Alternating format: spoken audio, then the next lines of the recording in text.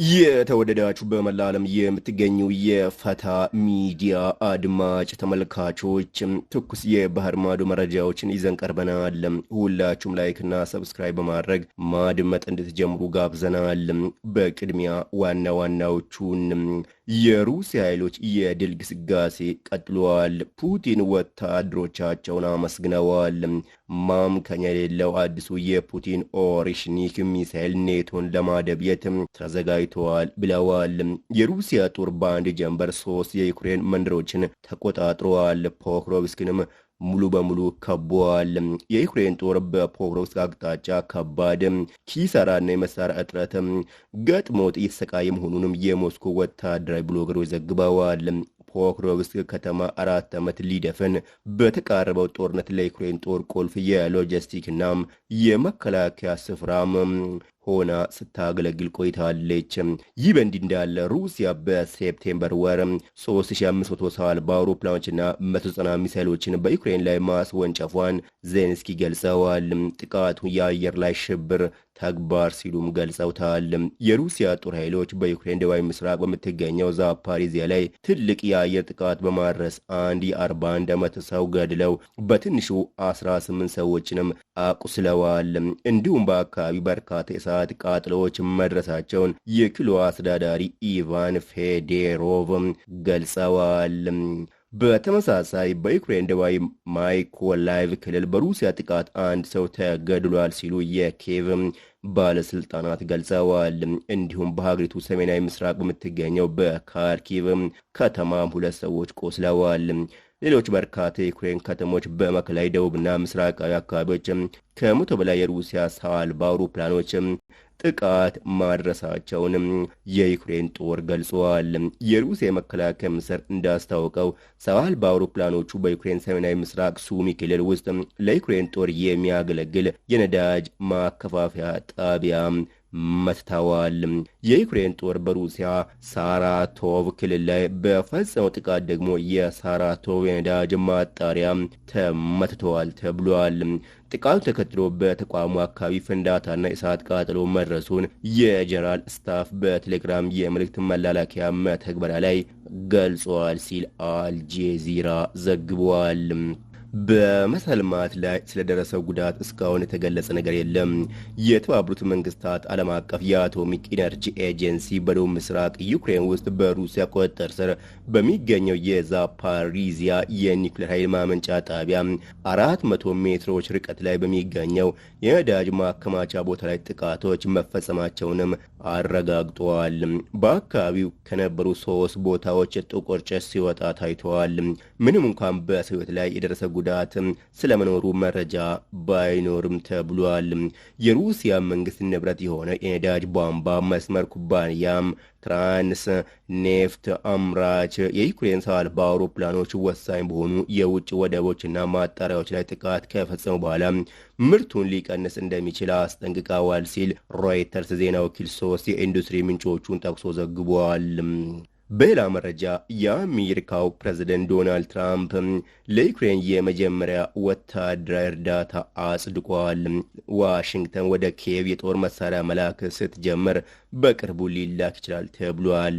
የአሜሪካ የጦር መሳሪያዎች ከአጋሮች ጋር በተደረገው አዲስ የፋይናንሺያል ስምምነት እየተላኩ ነው ሲል የዘገበው ሮይተርስ ዩኤስ በሁለት ምድብ $500 ሚሊዮን የሚገመት የጦር መሳሪያ ሽያጭ ማጽደቋን ገልጸዋል።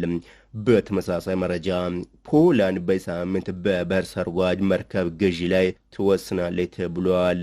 ይህ ውሳኔ በዓመቱ መጨረሻ ፖላንድ የመጀመሪያዎቹን አዲስ የባህር ሰርጓጅ መርከቦችን ለመግዛት እንደሚያስችላት ጠቅላይ ሚኒስትር ዶናልድ ቱስክ ገልጸዋል። ፖላንድ ከሩሲያ እየጨመረ ላለው ስጋት ምላሽ ለመስጠት ወታደራዊ አቅሟን ለማሳደግ በኦርካ መርሃ ግብር ስር 3 አዳዲስ የባህር ሰርጓጅ መርከቦችን ለማግኘት አቅዳለች። ሩሲያና ቤላሩስ አርብ የጀመሩትን የጋራ ጦርነት ልምድ አካል የሆነውን የሩሲያ ታክቲካል የኒውክሌር ጦር መሳሪያ ማስጀመር ልምድ መደረጉንም የቤላሩስ መሪ አሌክሳንደር ሉካሼንኮ ገልጸዋል። ማክሰኞ በተጠናቀቀው ልምድ ባለፈው ዓመት በዩክሬን ላይ በተፈጸመ ጥቃት ለመጀመሪያ ጊዜ ጥቅም ላይ የዋለው የሩሲያ ኦሬሽኒክ ሃይፐርሶኒክ ሚሳይል ታይቷል። የሩሲያው ፕሬዝዳንት ቭላዲሚር ፑቲን የልምዱን ማጠቃለያ ለመታዘብ ወደ ኒዝሂ ኖቭጎሮድ ክልል አቅንተዋል ሲልም የመንግስት ቴሌቪዥን ጣቢያ ዘግበዋል። በልምዱ ላይ የህንድ፣ የኢራን፣ የባንግላዴሽ እንዲሁም የቡርኪና ፋሶ እና የዲሞክራቲክ ሪፐብሊክ ኮንጎና የማሊ ወታደሮችም ተሳትፈዋል። ፔንታጎን የዩኤስ ወታደር ባለስልጣናት ሩሲያ በ2022 ሙሉ ዩክሬን ከወረረች በኋላ ለመጀመሪያ ጊዜ የቀረበለትን ግብዣ በመቀበል የጦርነቱን ልምድ መመልከታቸውን አረጋግጠዋል። በሞስኮና በዋሽንግተን መካከል ያለውን ግንኙነት ለማስተካከል በዚህ ዓመት መጨረሻ ላይ ከአሜሪካ ባለስልጣናት ጋር አዲስ የውይይት መድረክ ሊዘጋጅ እንደሚችል ሩሲያ ተስፋ እንዳላት ምክትል የውጭ ጉዳይ ሚኒስትር ሰርጌይ ሪያብኮቭ ለሩሲያ መንግስት ዜና ወኪል ታስ ተናግረዋል። ይህ በእንዲህ እንዳለ የአሜሪካ ፕሬዝዳንት ዶናልድ ትራምፕ ከአሜሪካ ይልቅ ሩሲያን የመረጠችውን ህንድን መማፀን ጀምረዋል። ትራምፕ በህንድ ጠቅላይ ሚኒስትር ናሬንድራ ሞዲ በልደት ቀን እንኳን ደስ ያላችሁ በማለት የሩሲያን ጦርነት ለማስቆም ለሚያደርጉት ጥረትም ሞዲን ትራምፕ አመስግነዋል።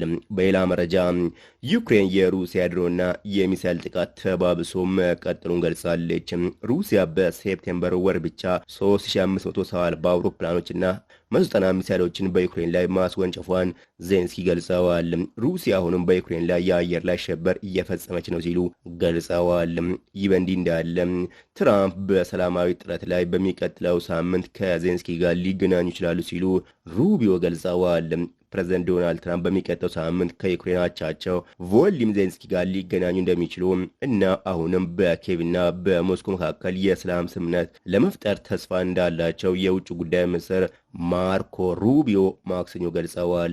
ትራምፕ ፕሬዝዳንት ቭላዲሚር ፑቲን ስምምነት ካላደረጉ በሩሲያ ላይ ማዕቀብ እንደሚጣልበት ተደጋጋሚ ዝተዋል። ትራምፕ ከፑቲን ጋር ብዙ የስልክ ጥሪዎችን አድርገዋል። እንዲሁም ከዜሌንስኪ ጋር ብዙ ስብሰባዎችን አድርገዋል።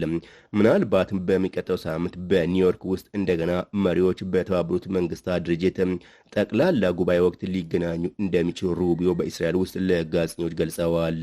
እሱ ሰላም ለማምጣት መሞከሩን ይቀጥላል። ሰላም ማምጣት ከተቻለ እሱን ማሳካት ይፈልጋል ብለዋል ሩቢዮ።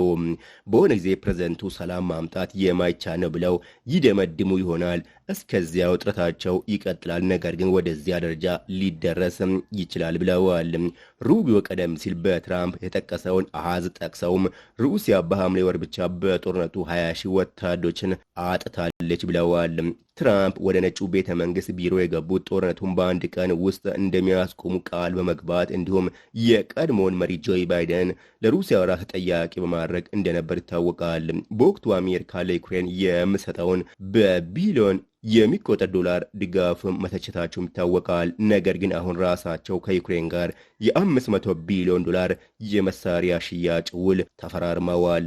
የካቲት 28 በዋይት ሃውስ በተካሄደ ስብሰባ ላይ ትራምፕ እና ምክትል ፕሬዝዳንቱ ጄዲ ቫን ዜሌንስኪን አመስጋኝ አይደሉም በማለት በመክሰስ በአደባባይ በመውቀስ የአሜሪካ ወታደራዊ ስላ ተግባር እንዲሁም ለዩክሬን የሚሰጠውን ድጋፍ ማቆማቸው ይታወቃል።